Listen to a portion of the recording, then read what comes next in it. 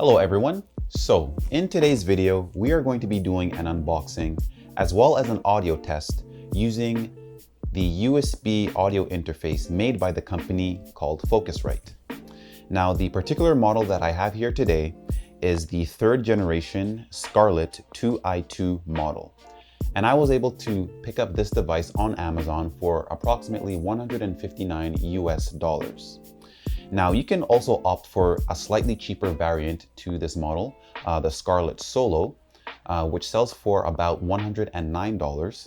And the main difference between this device and the SCARLET Solo model is that this device has two XLR capable inputs, whereas the SCARLET Solo has one XLR capable input, and the secondary input strictly works with a 1/4-inch jack.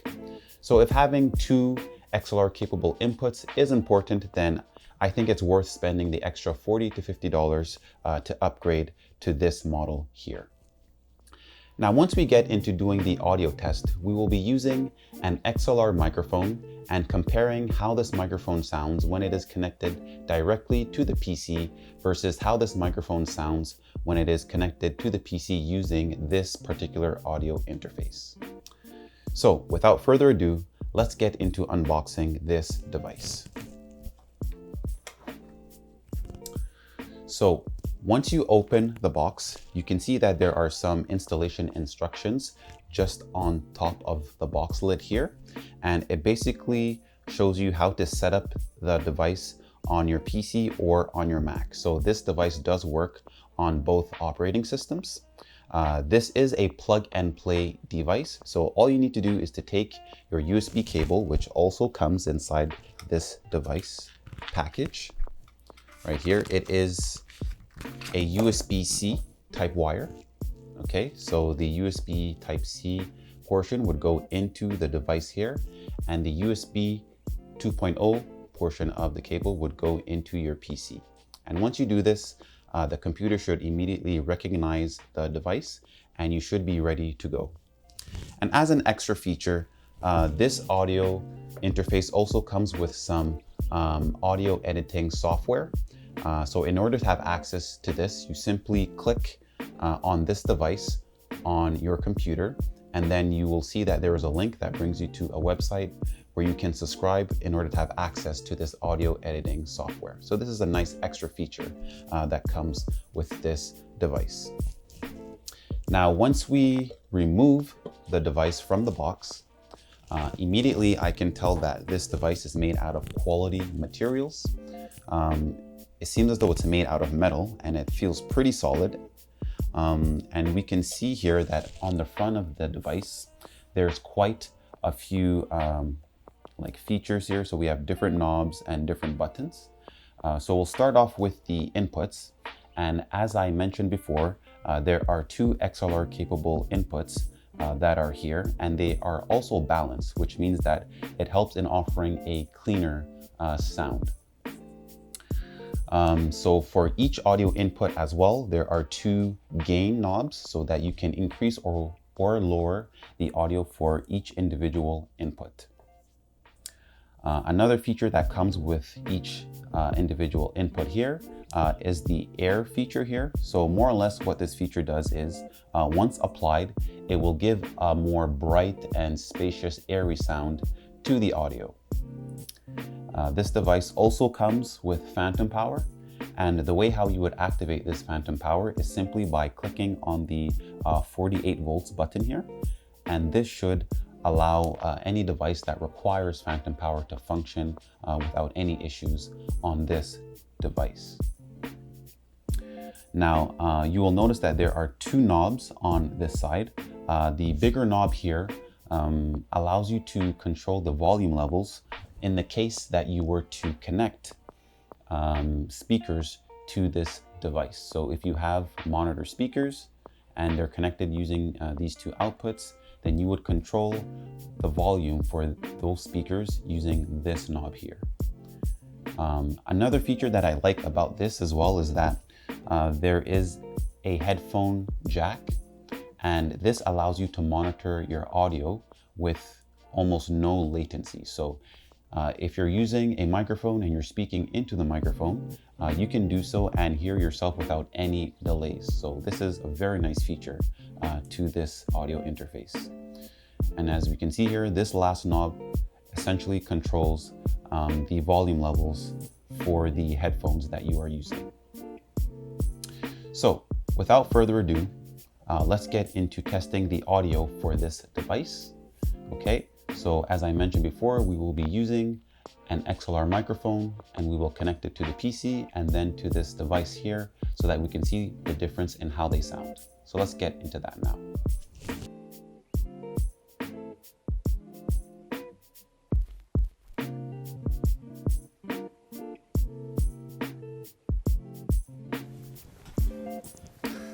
Okay, so I have the audio interface all connected to my computer. The setup was pretty straightforward. All I had to do was to connect the USB and then the computer automatically recognized the audio interface.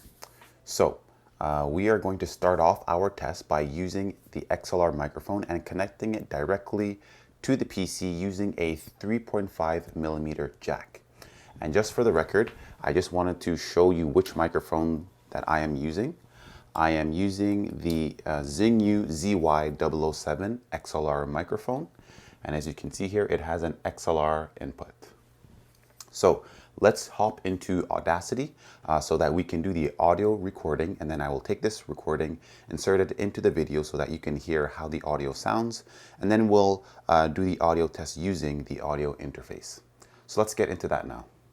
Okay, so because it's important to be mindful of your gain levels, as your gain levels that you do set the audio at can have a bearing in the level of background noise or distortion that enters your microphone.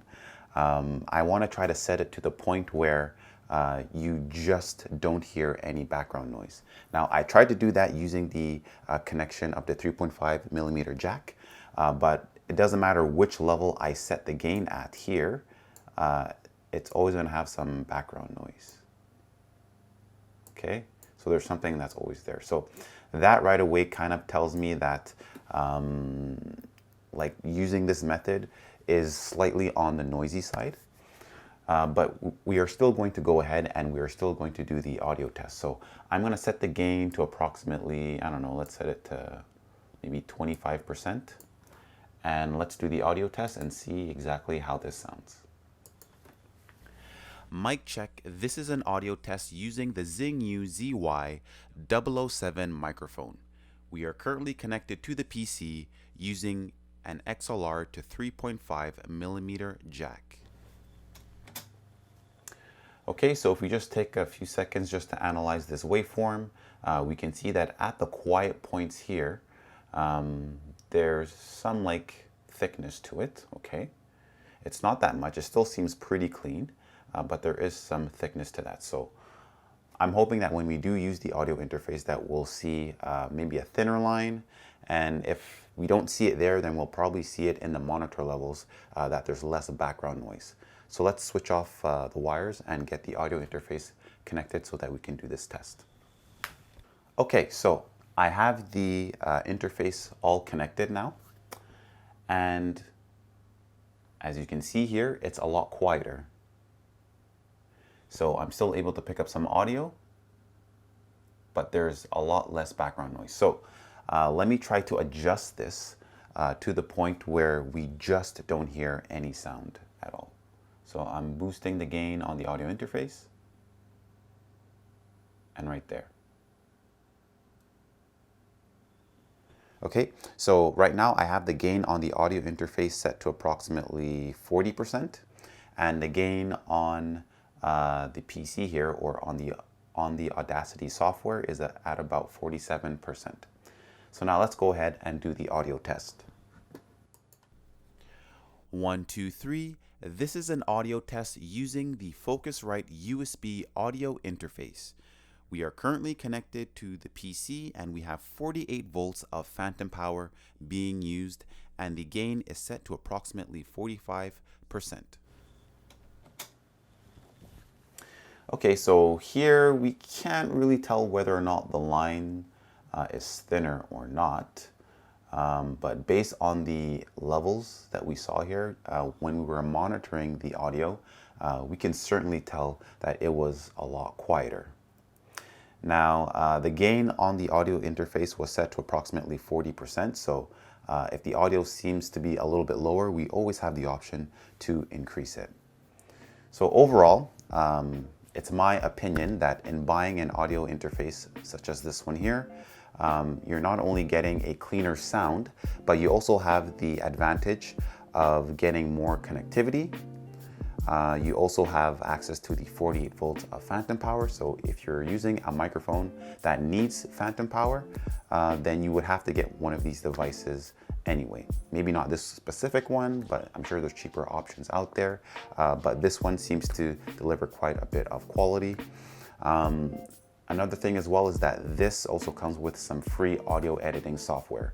So if you don't have any software at all, and you're in the market to sort of spend on this, then it would be worthwhile to invest that money into something like this device here.